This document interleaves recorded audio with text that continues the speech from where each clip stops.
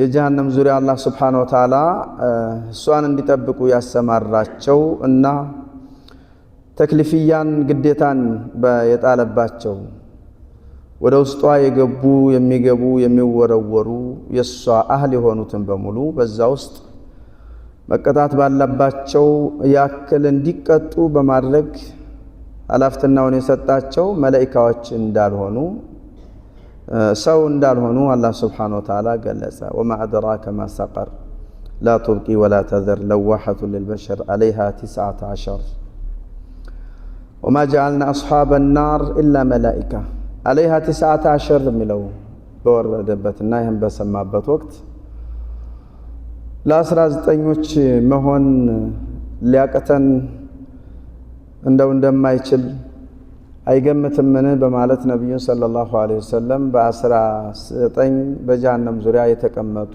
የጀሃነም ጠባቂና ጀሃነምን በውስጧ ያሉ የተጣሉ ሰዎች ከዛ መውጣት እንዳይችሉ ማድረግ የሚችሉበትን መንገድ ይሄ ሲወሳ አላህ Subhanahu Wa Ta'ala ሰው እንዳይመስሏችሁ እነሱ መላእክቶች ናቸው በማለት ለነሱ መልስን የሰጠበት ሂደት ነበር።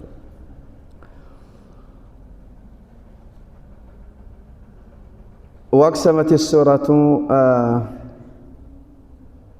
በፀሐይ በጨረቃ በመማል አላህ Subhanahu Wa Ta'ala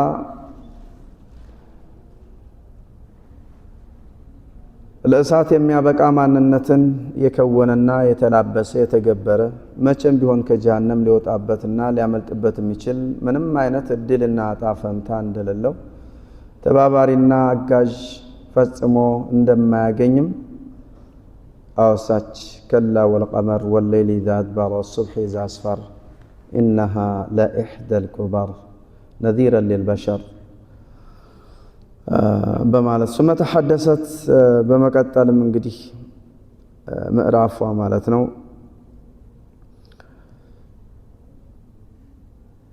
ሙእሚኖችና ሙጅሪሞች መካከል የነበረ ሂደትን ታወሳለች። في سبب دخولهم الجحيم ጀሃነም ውስጥ የገቡበት ምክንያት ምንድነው? እኛ ከጀሃነም ራሳችንን ያዳንና ያመለጥንባቸው እውነታና ቁም ነገሮች ምንድናቸው በማለት ታወሳለች። أن الحوار الذي يجري بين المؤمنين والمجرمين في سبب دخولهم الجحيم إلا أصحاب اليمين في جنات يتساءلون عن المجرمين ما سلككم في سقر قالوا لم نكن من المصلين ولم نكن نطعم المسكين وكنا نخوض مع الخائضين ወደ ጀሃነም የተወረወርንበት ተግባር ስገዱ ስንባል ሰጋጆች አልነበርንም። የተራበ የተጠማን አይተን ምንም አይነት እዝነትና ረህመት ርህራሄ የሚባል ፈጽሞ አልነበረንም።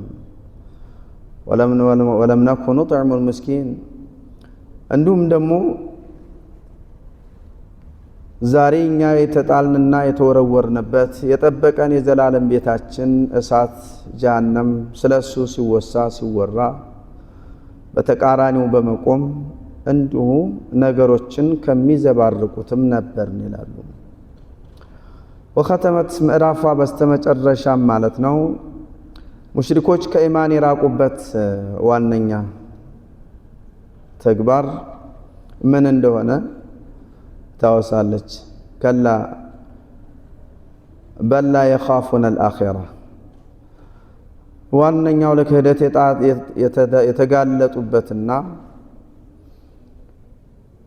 የቀረበላቸውን እውነታ ከመቀበል ችልተኞች እንዲሆኑ የዳረጋቸው ከመሞት በኋላ መቀስቀስ አኺራ አለ ብለው ፈጽሞ አያምኑም አይፈሩም ነበር። كلا إنه تذكرة فمن شاء ذكره وما يذكرون إلا